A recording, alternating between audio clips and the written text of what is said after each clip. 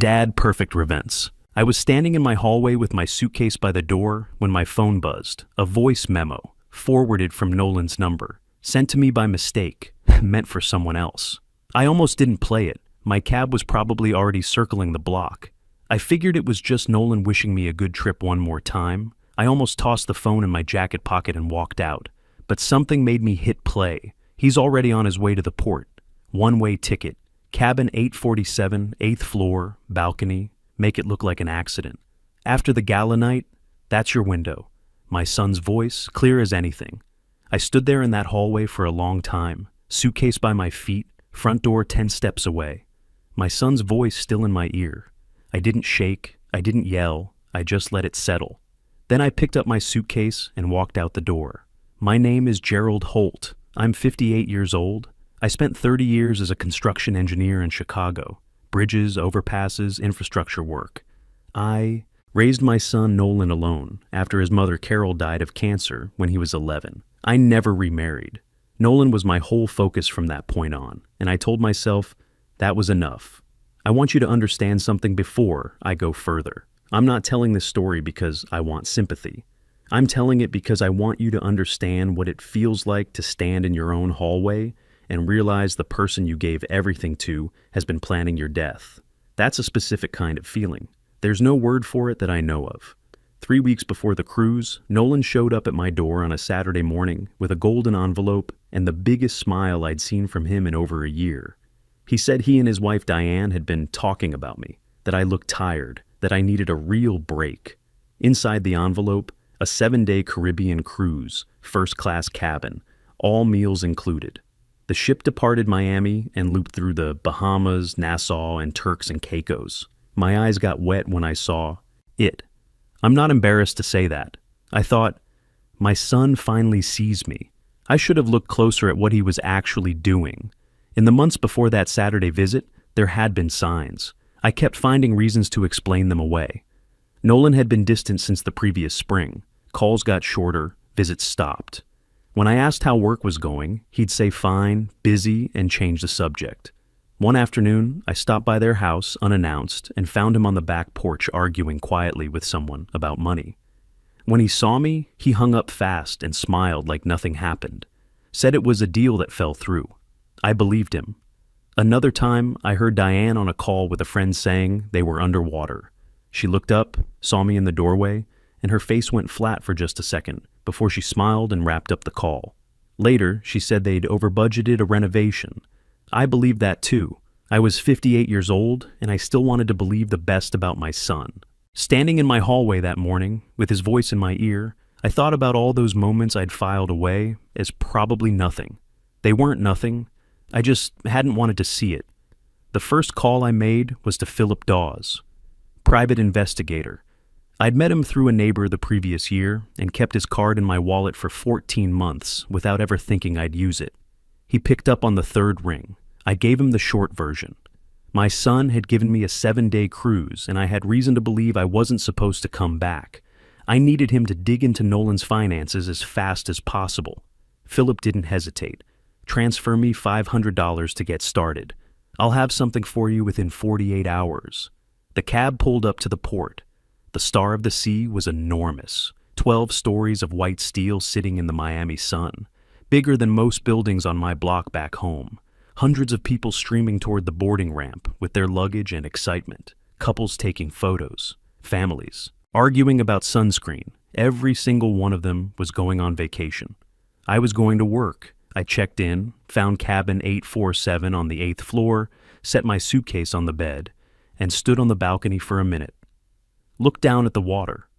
Thought about the voice memo. Then I went to find the passenger services office. The woman at the desk, Nadine, according to her badge, pulled up my reservation and frowned before she could stop herself. Mr. Holt, I see your cruise booking is confirmed, but there's no return flight or transportation to Chicago. Our packages usually include round-trip arrangements. I asked who had purchased the package. She turned the screen slightly. Nolan Holt, his credit card. I kept my voice easy, slightly confused old man who just wanted to make sure he could get home. She was kind about it. I told her I'd go ahead and book my return right now, just to be safe. She found me a 3 p.m. flight from Miami to Chicago for $750. I asked for a printed receipt. I folded that receipt and put it in my inside jacket pocket. That was evidence number one. I met Marvin Cleary at lunch on day one. He was at a window table in the main restaurant, eating alone with a book open next to his plate. Silver-haired, well-dressed, the kind of man who looked comfortable in his own skin in a way that takes a long time to earn. We shared the table because it was crowded, and he gestured to the empty chair without looking up from his book. We talked through the whole lunch. He'd owned a logistics company out of Cleveland for 28 years, sold it 3 years ago. His wife passed 2 years before that. This cruise was something his kids had been pushing him to do for months, and he'd finally given in. Same story as mine, almost exactly. By that evening, I told him everything. I'm not normally someone who opens up to strangers. I've been more or less self-contained my whole adult life. That's what happens when you raise a kid alone for years. But something about Marvin was steady in a way I needed right then. He listened to the whole thing without interrupting once. When I finished, he closed his book, set it on the table, and said, "Tell me what you need." 4 words. I hadn't had a friend like that in a long time. Maybe ever. Nolan called the first evening around 9 p.m. "Hey, Dad, how's the cabin? You sleeping okay?" Not, "How's the cruise?" Not, "How's the food?" Sleeping okay. In the cabin. I noticed that. He asked a few more questions. Was I spending time on deck during the day? Had I explored the whole ship? Were the railings along the upper deck as nice as the brochure showed? Marvin had his phone recording on the table between us the whole time, face down. When I hung up, Marvin tapped the phone once. He asked about the railings. "I know," I said. That was evidence number 2. Diane called the following afternoon. That one surprised me more. She never reached out to me directly. We were polite with each other at family dinners, but we weren't close, and that was mostly on her end. She had a way of looking at me at gatherings like I was a piece of furniture that had been in the wrong room for years. Her voice on the phone was too bright, forced cheerful, the way people sound when they've rehearsed what they're going to say. She asked how I was enjoying the trip, said Nolan talked about me all the time, that he really wanted me to relax and enjoy every moment. Then I mentioned, casually, that I couldn't find a return ticket in my documents and had gone ahead and booked my own flight home just to be safe. Silence. Not a pause, a silence. "You didn't have to do that. Nolan was going to handle it." "When?" I asked. He's been busy. He would have taken care of it before the end of the cruise." I said I understood, that I didn't want to be any trouble. She wrapped up the call quickly after that. When I told Marvin, he nodded slowly. She knew. She may not have planned it, but she knew. That was evidence. Number 3. But something else stayed with me from that call. The way Diane had gone quiet. It wasn't the silence of someone caught in a lie. It was the silence of someone scared. There's a difference, and I've been around enough people in my life to recognize it. I filed that away. Bart Wells appeared on day 3. I first noticed him at the pool, fully dressed in a green shirt and long pants while everyone around him was in swimwear, standing near the bar with a drink he never touched, eyes tracking me every time I moved. Every time I looked directly at him, he found something else to look at, not fast enough. Marvin ran a simple test. He got up and walked to the far end of the pool deck. The man's eyes didn't follow him. They stayed on me. That evening, Marvin and I went down to the casino. I found a slot machine near the entrance and played the role of a man who'd had one too many mimosas at breakfast. Talked to myself a little, laughed at nothing, swayed slightly in my seat, made myself look easy. Bart, different shirt now, yellow, sat down at the machine next to mine within 10 minutes. We talked. I gave him exactly what he was looking for. Told him my son had sent me on this trip because I'd been working too hard, that I was traveling alone, that my cabin was 847 on the 8th floor. Beautiful balcony, though I got a little anxious out there because of the height. That after the gala dinner on Thursday, I planned to go straight back to my room because I tired out easily these days. He smiled and said, "Be careful near those railings at night. The decks get slippery with the sea air." He walked away 5 minutes later. Marvin had been watching from a blackjack table across the room. He followed Bart to the ship's public phone bank and stood close enough to hear 3 sentences clearly. 8th floor, cabin 847, balcony. After the gala, that's the window. Same words as the voice memo. Nolan had briefed this man himself. That night, Marvin. And I moved all my essentials up to his suite on the 12th floor. Cabin 847 would stay officially occupied. Lights on a timer, bed turned down by housekeeping each evening. But I wouldn't sleep there again for the rest of the trip. The next morning, we went to see Captain Howard Briggs.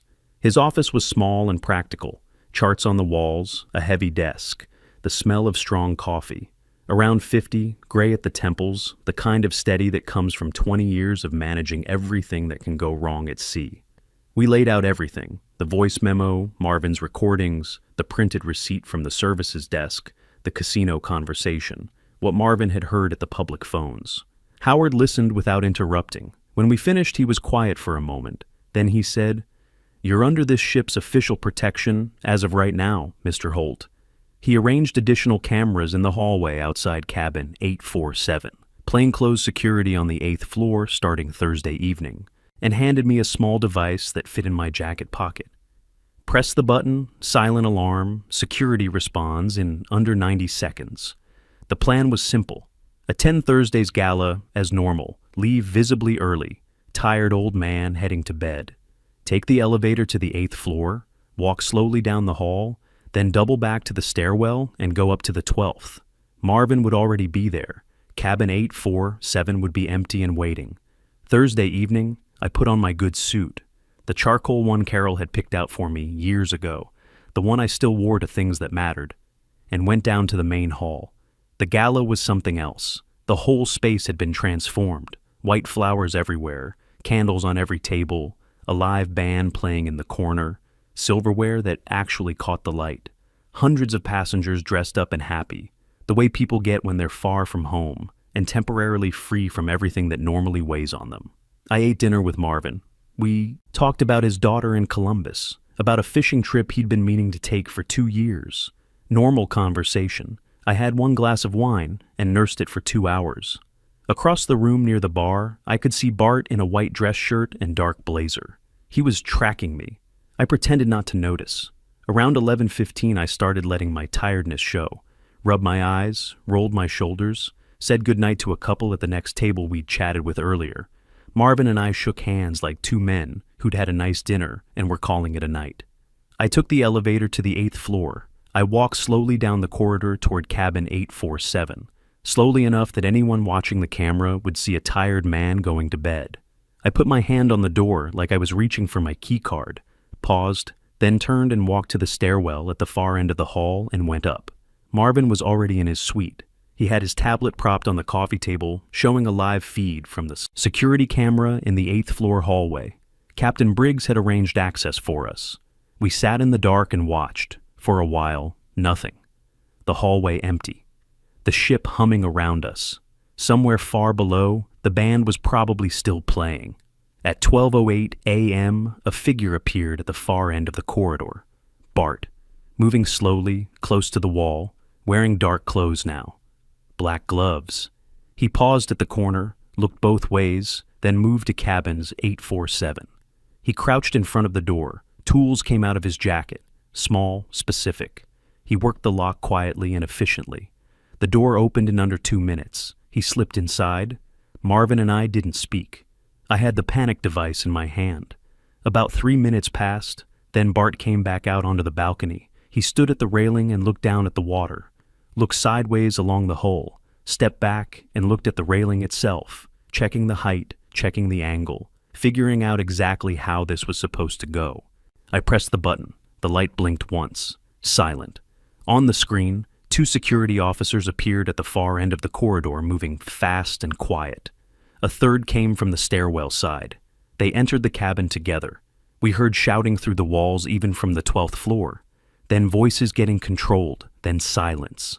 Marvin put his hand on my shoulder and didn't say anything. I sat back and let out a breath I felt like I'd been holding for 4 days. Captain Briggs called an hour later. His voice was steady, but I could hear something underneath it. "We have him in custody. His phone has been searched. There are text messages from your son, Mr. Holt. Specific instructions, dates, the method, your cabin number, everything." I thanked him and hung up. That was evidence number 4, the one that closed everything. The next morning, I called Diane. "Just Diane, I timed it carefully for when I knew Nolan would be showing a property across town. I kept my voice calm. I told her someone had broken into my cabin the previous night and been arrested by ship security. I told her what they'd found on his phone. She didn't say anything for a long moment. I said, "Diane, I don't think you designed this. I've thought about it, and I don't believe that's who you are. But I need the truth from you right now, because what happens next depends on it." She started crying. Not performed crying. The real kind. The kind that comes from somewhere deep and isn't controlled. She told me Nolan had been losing money on online gambling for over a year, that it started small and got completely out of hand, that there were people he owed money to who had stopped being patient.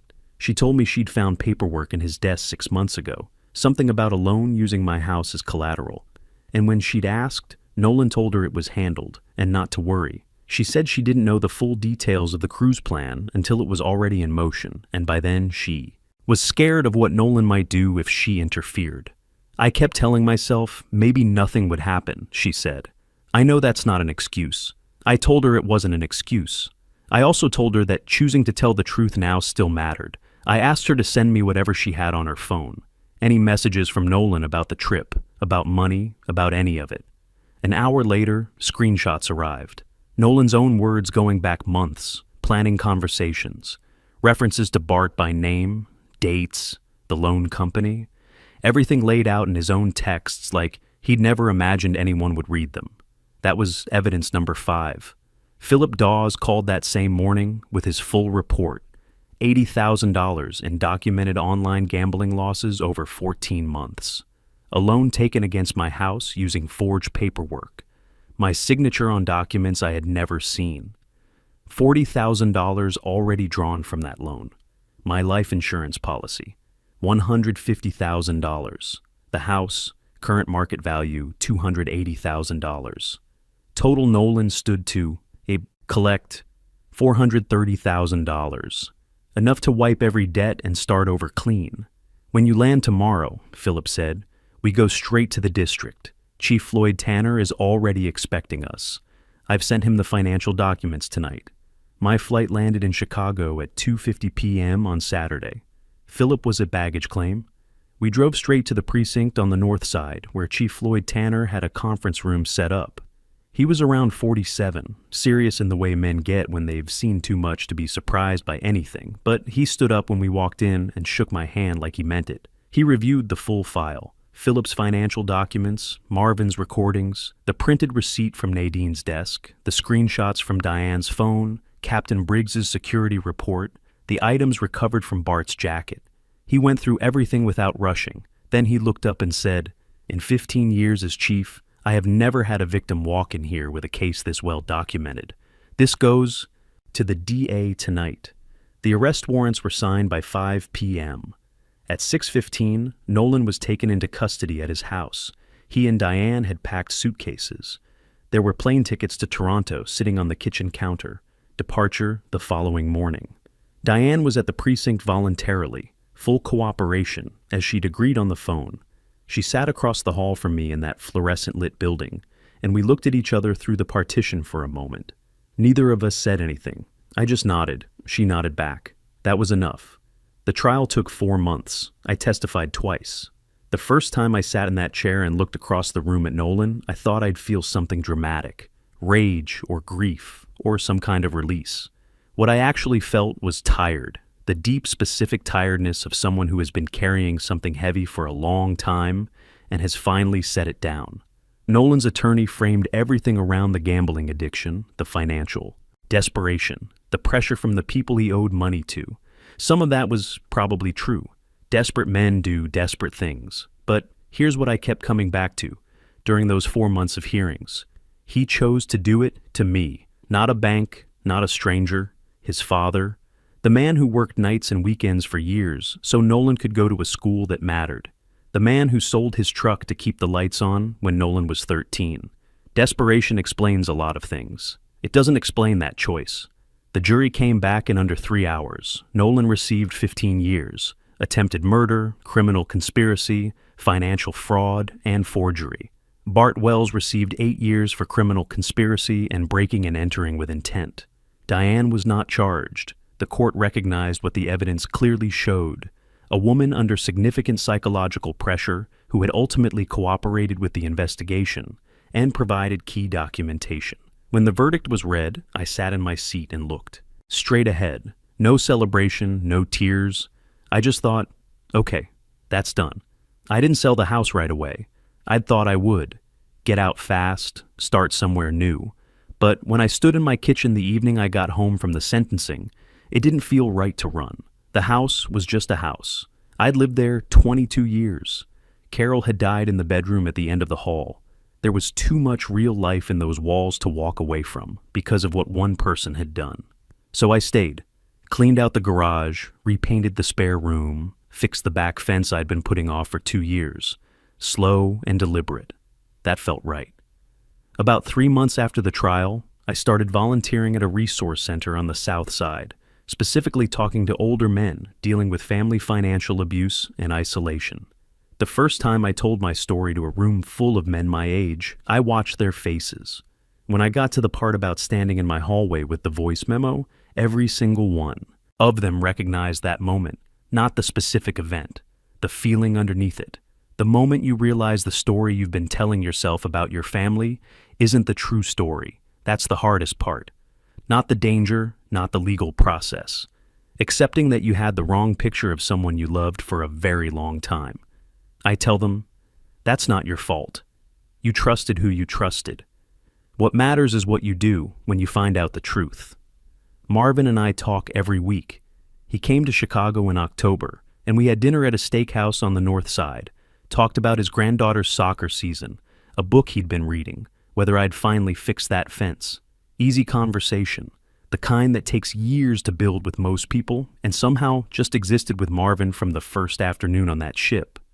I started taking dance lessons in November. An instructor named Spencer, swing, some salsa, basic ballroom. I move like a man who spent 30 years on construction sites, which is to say, I move like the floor is something to be structurally evaluated before you step on it. Spencer says I've gotten surprisingly good for a beginner. I think he's being kind, but I'll take it. Carol loved to dance. We used to go to a ballroom on the North Side when we were first dating, back when I was 24, and had no idea what I was doing, but she was patient with me. I hadn't thought about that in years until I found myself back on a dance floor at 58. I think she'd have something to say about all of this. Knowing Carol, it would probably make me laugh and cut straight to the truth at the same time. I think she'd be glad I'm still here. If you're a man my age watching this, and you've been quietly carrying something you shouldn't have to carry alone, I want you to hear this clearly. The people who underestimate you are wrong. Whatever they've decided you're worth, whatever they think you'll put up with, they're making a mistake. I know, because I was that man. And I found out at 58 on a cruise ship in the middle of the Caribbean that I was someone completely different from who they thought. Don't wait as long as I did to find that out. The men who underestimate a quiet father forget one thing. Silence isn't weakness, it's patience. And patience, when it finally moves with everything behind it. I didn't just survive my son's plan. I outlasted the version of myself that kept making excuses for people who didn't deserve them. And that man was the one who really needed to go.